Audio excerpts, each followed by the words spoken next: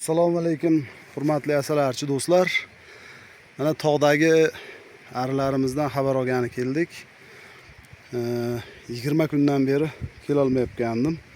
Shu tashab ketgan paytimdan beri. Mana bugun kelsam, do'lanalar gullab yotibdi, dahshat.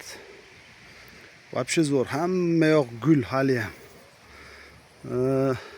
O'sha kungi giyohlar guli ham mana hali tugagan yo'q ekan. Dahshat gullab yotibdi. Lekin unga qo'shimcha mana do'lanalar zo'r qo'shilibdi.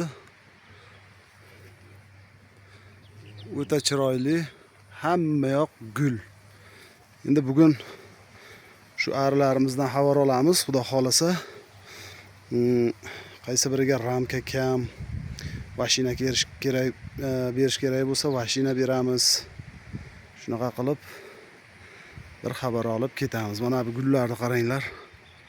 O'rtoqlar. O'ta chiroyli. Mana bu gullarni qaranglar.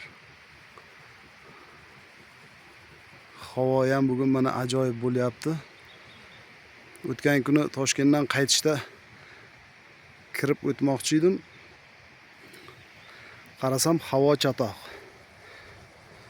Yomg'ir bo'lib yotuvdi, kira olmadik. Mana endi bugun ekan nasib. Xudo xolasa. Atrofni go'zalligini qarang deydi-yu.